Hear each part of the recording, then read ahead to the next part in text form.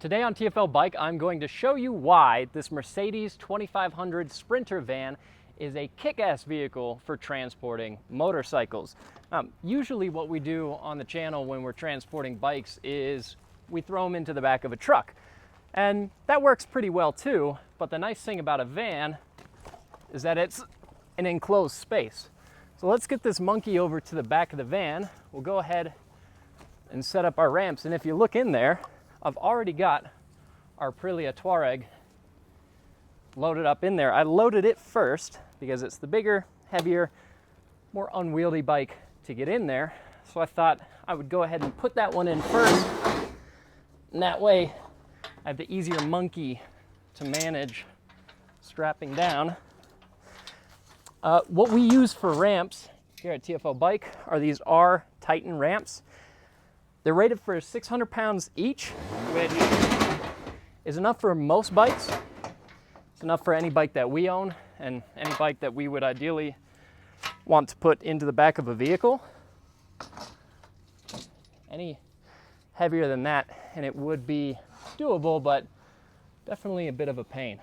So, got the ramp set up here. Something that I do just generally recommend is strapping your ramps to the hitch. It's 100% possible for these ramps, especially on pavement, to get kicked out if you let the clutch slip on the bike. But in our experience, this grass is decently grippy, and honestly, because the load floor of this van is so low, I'm not even gonna run the bike in order to get it up here. I'm just gonna walk with it and slide it in place. And ideally, I would be doing this with a second person who could hold the bike in place while I go and get straps. But Alex is out of town helping Andre film the Northern Lightning video series with our F-150 Lightning. They're putting a camper on it today. So I am solo loading this bike up. But again, this bike weighs 250-ish pounds. So of all the bikes to have to load up by yourself, this is definitely not the worst one to do it with.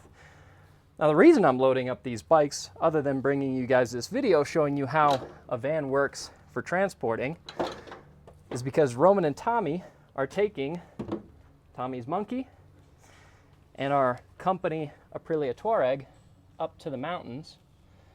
They're going to be doing some off-road riding, so coming very soon, Roman is going to have a video taking the Tuareg on some really cool dirt roads up in the mountains, probably near Keystone. I haven't talked to him about exactly what his plan is.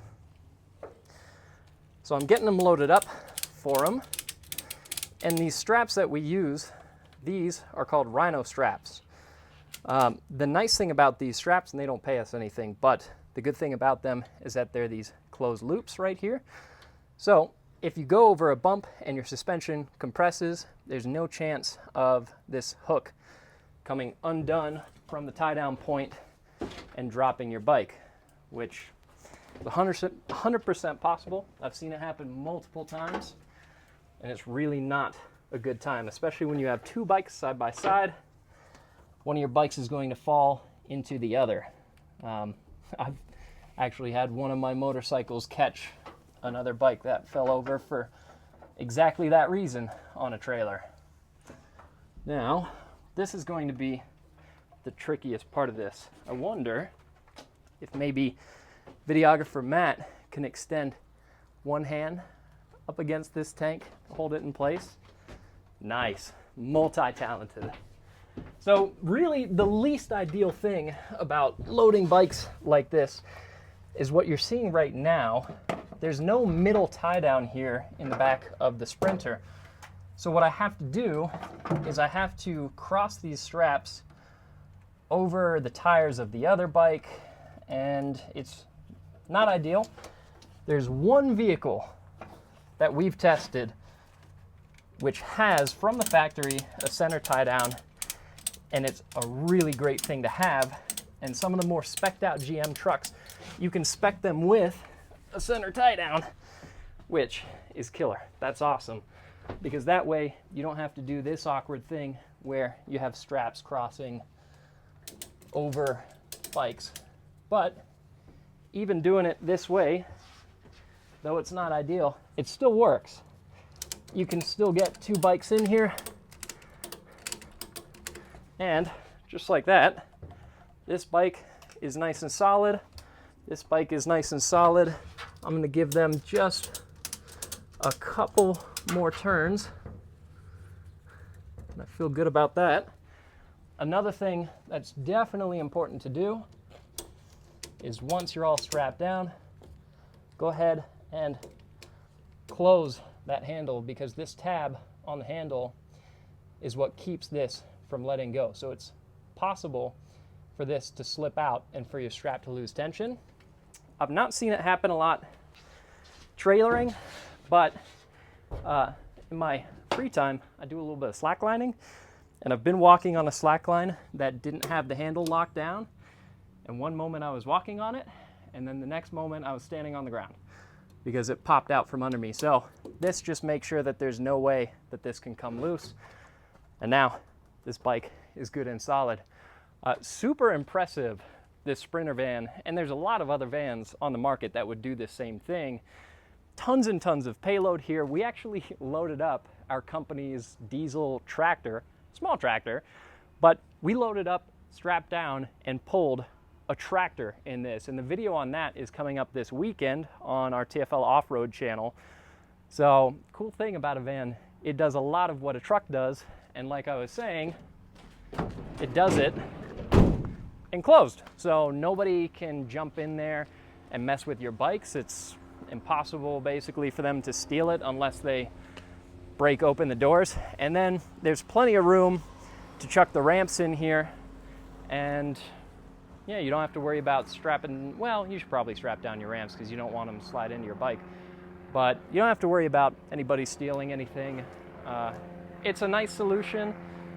Vans like this one are very expensive. This van is over $50,000. It's diesel, it's very capable, but it is expensive. And the nice thing about a truck, at least, is that you can daily drive it. Most trucks these days are crew cabs, so you could put more than 2 people or 3 people in them like most vans. So kind of give and take. I do really want to do a video with a brand new Chevy to show off how many tie downs are in the bed of those and demonstrate how good Chevy trucks are for transporting bikes, because I would say, and Alex agrees, that they are definitively the best trucks on the market right now for transporting bikes without adding any additional aftermarket tie downs. But also, again, a van, this is just another way to do it. Really good solution. Really, another ideal solution is to have a bike trailer. Alex is now towing his track bike with a trailer, and that's also pretty nice because it's super low load height, unlike a lot of the off-road trucks that we have where the tailgate is like 4 feet off the ground. This is also pretty easy to load into. So let us know what you think down in the comments below. What's your ideal way of transporting bikes? Let me know if you have any particular tips and tricks. I actually don't load bikes that often like Alex does. I spend most of my time riding them.